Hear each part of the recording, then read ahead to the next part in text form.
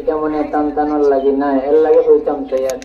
আমি গত 27 দিন আমরা মসজিদ আনুরবার মসজিদ যেদিন প্রথম তেরাবি শেষ হয়েছে, আমার দাওয়াত করছিল, আমি আইসলাম, এক দোয়ার মহফিল আছিল। যাই হোক, প্রথম শেষ হওয়ার পরে দোয়ার আগে আমার আস্থা মনে হয়েছে বলে ঈদ এখারে খাসাইল সব মানুষে তারার মা হল বাবা হল জমিন আসেন, তারা আওলাদ হলে তারা মা বাপর লাগে কাপড় লইবা।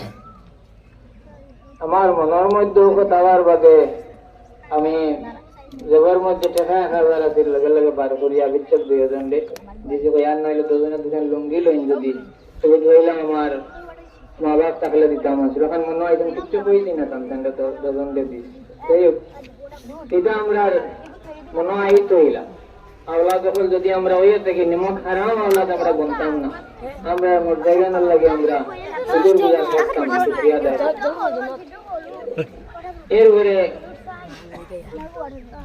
আল্লাহর হাবিব সাল্লাল্লাহু আলাইহি সাল্লামে ফরমায়, একদিন ঈদের নামাজে আল্লাহর হাবিব যাইতরা, যাওয়ার সময় রাস্তার মধ্যে গিয়া ওরকম দেখি আল্লাহর হাবিবে ফরমায়, তাসাদ্দাকনা তাসাদ্দাকনা তাসাদ্দাকনা ইন্নী উরিতুকুন্না আকসারা আহলিন নার।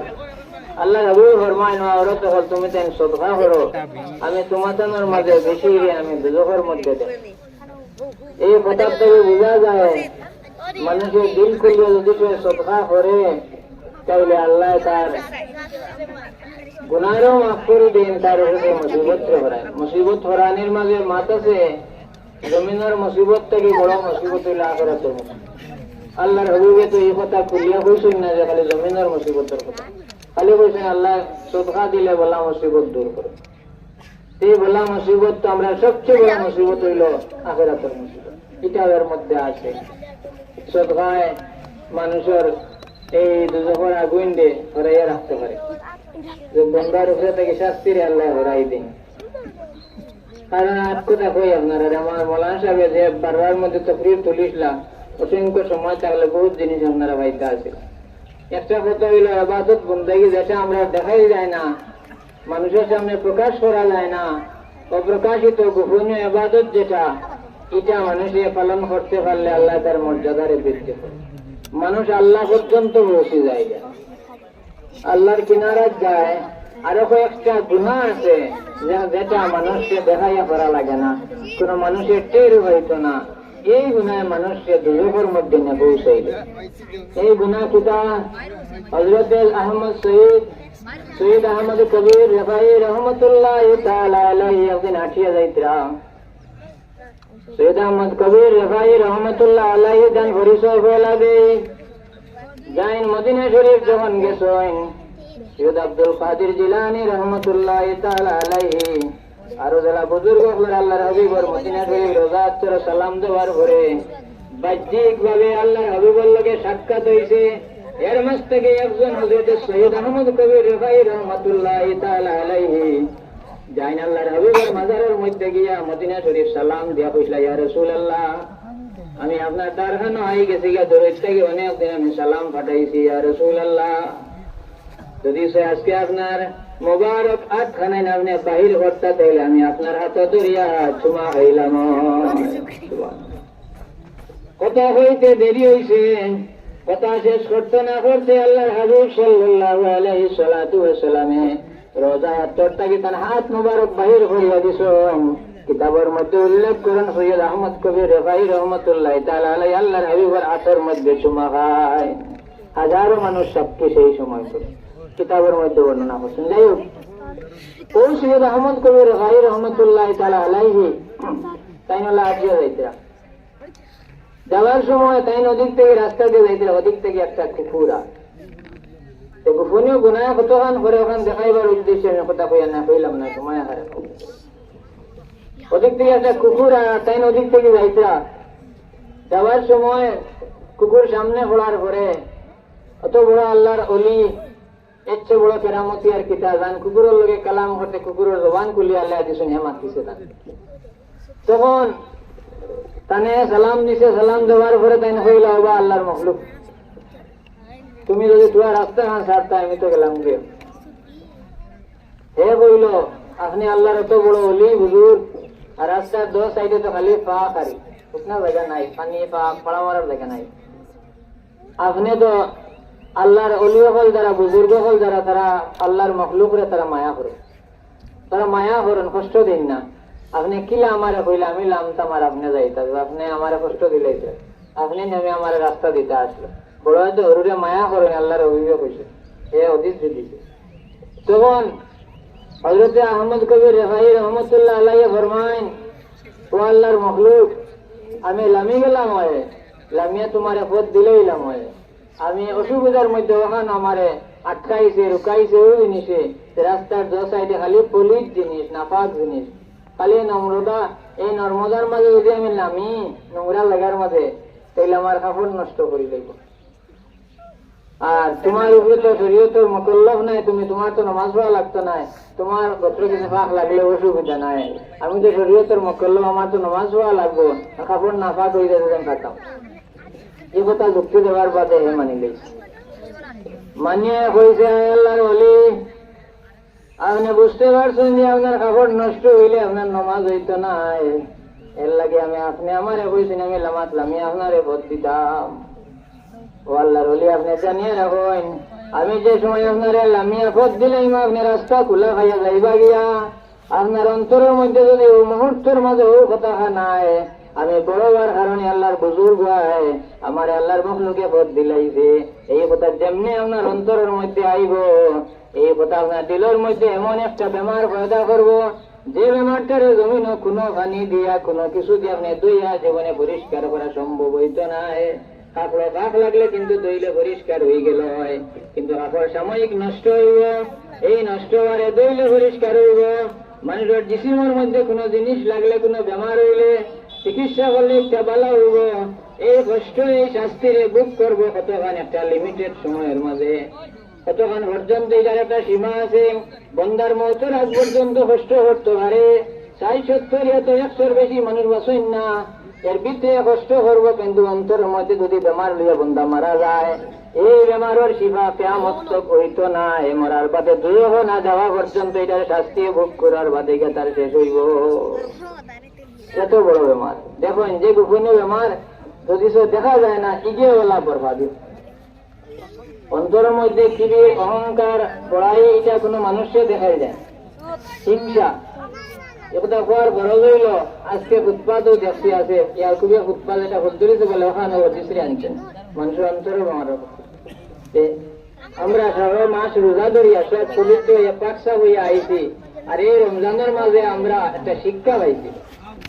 রমজানের মাস এখান প্রশিক্ষণের মাস, যেখানে বন্ধার 11 মাস চলার একটা ট্রেনিং করে দেওয়া হয়েছে, চলার ট্রেনিং দেওয়া হয়েছে। একিলা চলত, সময়ের গুরুত্ব দিত, তার সময়ের গুরুত্ব দিত, খাওয়া দিয়া রুটিন ঠিক করিয়া চলতো, আউরি দাউরি যেটা সময় সেটা খাইতো না, এটা তার শারীরিক ক্ষতি করবো। এটা রমজানে শিক্ষা দিছে আমরা, টাইম টেবিল মেনটেন করতাম, আর এই খাওয়া দিয়া রুটিন ঠিক রাখতাম, মানুষের লোকের ব্যবহার ঠিক রাখতাম।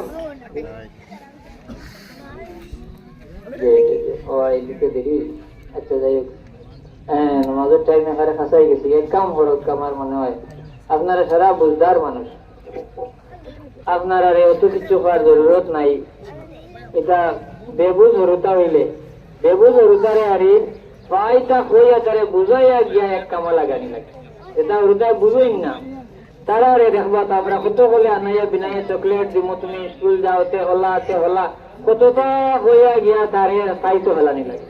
আর বুঝদার মানুষের কোনটা হওয়া লাগে না, আল্লাহ ফিরু তাকফিল ইশারা, আপনারা ইশারায় কাফি, আপনারা বুঝতে পারছেন। আজকে ঈদগাহ আমরা জমিছি, যে ঈদগাহ যেটা আল্লাহর হবিবর এক সুন্নতে আপনারা জারি করছেন, যারা এই জমিনে ঈদগাহে জারি করিয়া গেছেন, আল্লাহ কিয়ামতের ময়দান তারা 100 শহীদের সব দিবা ইনশাআল্লাহ। সুবহানাল্লাহ। কারণ যে জায়গা যে সুন্নত মিটি যায় গা, এটারে মানুষের যদি সে তুলিয়া ধরে সমাজের মধ্যে এটার প্রতিষ্ঠিত করে, তাহলে আল্লাহ 1 শহীদের না 100 শহীদের সব আল্লাহ এনে দান করে। আর যারা এই সুন্নতের পথ দেখাইয়া দেয়, এই জমিন ইলা সুন্নত তারা যেন কায়েম হইব, যেন চলব, আর যারা পথ দেখাই দিতে হেরা করবো, কিন্তু সব এরা পাইব। আল্লাহ নবী হইয়া গেছেন, দাল্লু আলা খায়রে কাফাইলি ওয়া দাল্লু আলা শাররি কাফাইলি। যে বালা আমার পথ দেখাইয়া দিব এরপরে যারা এই বালা আমরা পালন করবো। যেমন এতদিন চলো কোনো ঈদগাহ আসিল না, এতদিন চলো আমরা সুন্নতের খেলাফ শুকনা দিনও মসজিদে খালি নামাজ পড়েছি, যাই হোক। আর মেঘর দিনও তো পড়া জরুরি, না পড়লে হয় না, হিসাবে পড়েছি, যাই হোক সুন্নতে পালন করতে।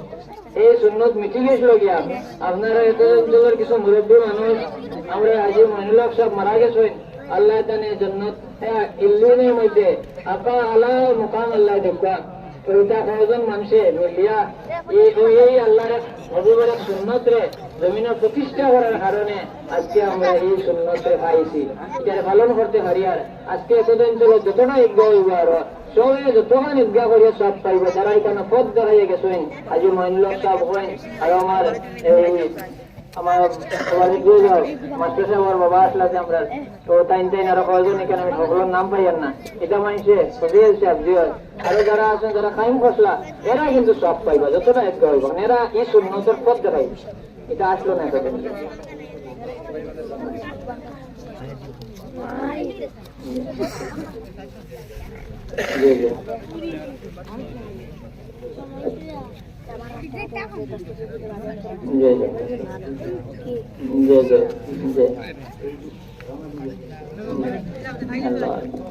আমার মামায় আমার কথা কইতে আপনারা এটা শুনলে আপনারা ভালো লাগবো। কইতে এলাকার মানুষ আসলা আমি কয় কান কইতে আমার মনের আবেগ প্রকাশ করবার লাগে। আমার বন্ধু মারার মাস্টার সাহেব আসলা, আমার আপনি কারো সোনারা হিসাব আসলা, ফজলুর রহমান হিসাব তাই নাম খায় মারিয়া দিয়েছেন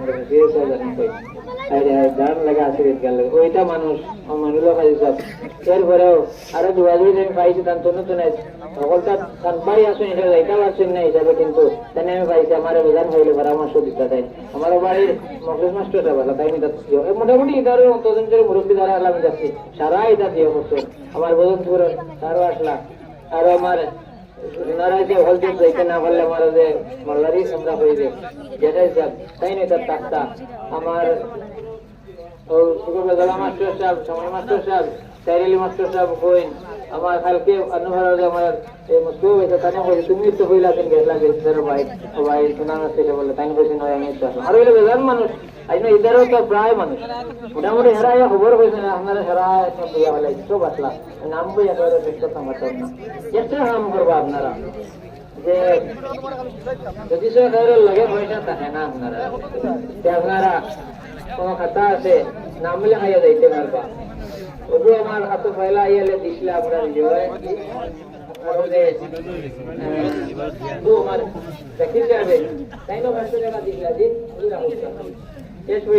লেখা লাগতো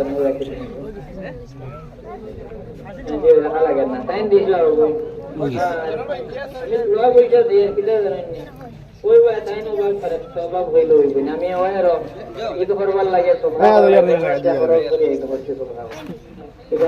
আমরা মাদ্রাসার হেড আর স্কুলের হেডে বেড়ার লাগে বেতন তো ওটা স্কুল কি বদলাবো কি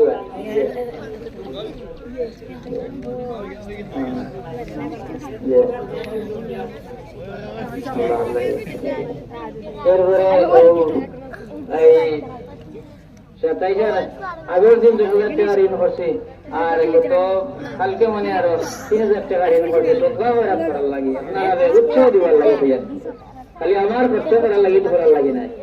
আমি পয়সার দিক দিয়ে খুব বিয়ের অপাট আসলাম আরি বিভিন্ন কারণে আরি মাঝে অপারেশন বিপদ গেছে যাই কোথায় হয় খরচ করছি সদকা করার লাগে বহুত টাকা ইনশাল্লাহ সদকা করে দিছি তারপরে আমার পয়সা হইলাম ওটার লাগে আপনারা আরি খুব বেস্ট পারছি না মাত্র মাত্র 500 টাকা দিছি।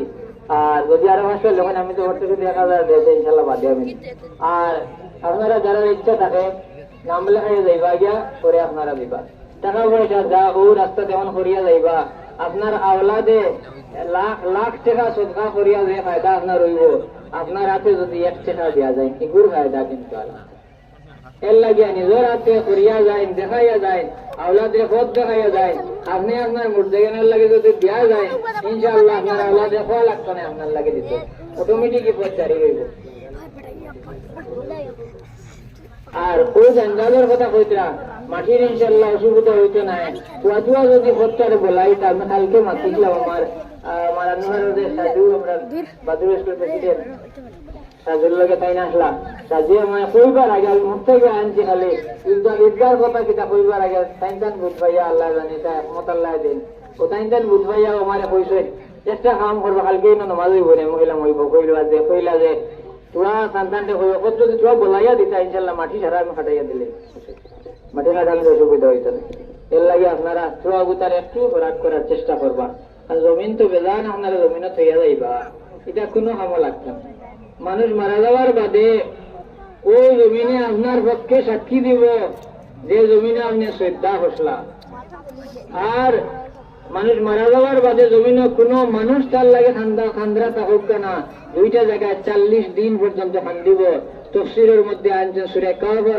একটা আয়াত আছে কামা বাকাত আলাইহিমুস সামা হইয়া একটা আয়াত আছে ওই আয়াত তফসিরের মধ্যে আনছেন বান্দা মারা যাওয়ার বাদে 40 দিন আসমানের একটা দরজা যেখানে দিন কিতার উঠে ওখানে আর জমিনও যে জায়গার মধ্যে নামাজ পড়িল এই দুই জায়গায় তার লাগে খান্দে 40 দিন এর লাগিয়া আমি আমার কথাটা লম্বা করি আর না আপনারা পয়সা বন্ধুর একটা ইয়ে করুক আর আমি শর্টকাট আপনারা দুইটা কথা হয়ে পাচ্ছি আপনারা এক কাম করবা ঈদ উল ফিতর আওয়ার আগে নিয়ম হইল ঈদগাহ দেওয়ার আগে আপনার সদকায় ফিতির যেটা এটারে আপনি আদায় করবেন যদি ধরো চাকি যায় কি এটা তাইলে আপনারা এরপরে আদায় করবা এটা আটকাইয়া রাখবেন জকাত যদি ধরো থাকে সে দেওয়ার চেষ্টা করবা জকাত আটকাইবা না আমরা উপরে যেটা গজব হল আর আপনারা তো খাইছেন গজব আওয়ার একমাত্র কারণই লগিয়া আল্লাহ আমরা আবু মায়া করে সোহাইব আলাইহিস সালামের কওমের উপরে আল্লাহ যে সময় আযাব দিছেন আযাব দেওয়ার আগে ফার্স্টে আসমান থেকে আল্লাহ আগুনের লুকাল লাগায় গরম পড়া শুরু হয়েছে যে সময় মানুষ দৌড়াইয়া খালে জান বাঁচাইছেন হরছেন লাস্টে আল্লাহ এমন এক হিকমত রেডি করছেন আখটা মেঘরে খাবার যে তোমার রেডি করছেন বিরাট এরিয়া দিয়া আর মানুষ গা দৌড়াই খালি ওখানোর তলে আমাইছেন এটার তো খালি আগুনের লুকা পড়ে গরম বৃষ্টি ওর আগুন পড়ে মানুষের গরম জানতে পারছে না দৌড়াই যায় মেঘর চাকার তলে সারা মানুষ জমি গেছেন গিয়া আল্লাহ আগুগুলি তুব করে দিয়েছেন তুব করার বাদে লগে লগে আসমান থেকে আল্লাহ মেঘর তোমার আগুনে ভরি নত করে দিছ মেঘর তোমার থেকে যে সময় আগুন পড়া আরম্ভ হয়েছে কোনো মানুষ জমিনে অজীবিত থাকছেন না সারা মানুষ ওই জায়গা থালাক হয়ে গেছে আল্লাহ আবু আমরা বাসার আবু আল্লাহ এলা চিন্তা করেন না এর লাগিয়া গজব জমিনে এখন আবার বন্ধ হইতো নাই আপনার লাগাইন আমার লাগাইন মাইনছে দিন রাত খান দিতে বন্ধ হইতো নাই কিতার লাগে হইতো নাই আল্লাহর অভিযোগ হয়ে গেছেন গিয়া যে করবে কিয়ামত যত ফাঁসাইব গজব তো ওলাও দাঁড়িয়ে হইব আরি তসবি যে সময় এক সাইড ছুটে গুল্লি যেটা তার দানা গেলা একটা একটা হারাধরি পড়ে ওলা করবে কিয়ামতের আগে কিয়ামত যত ফাঁসাইব গণীভূত হইব আজাব তো গণীভূত হইব আজাব আইতে থাকবো খালি আইব এর লাগে এটা আমরা আইতে থাকবো আমরা যদি সদকা খয়রাত করিয়া আল্লাহর কাছে তওবা ইস্তিগফার করিতাম পারি কামতাম পারি তাইলে আল্লাহ তারে হরাইয়া রাখবা গজবের মাঝে দিয়ে আল্লাহ আমরা বাঁচাই লইবা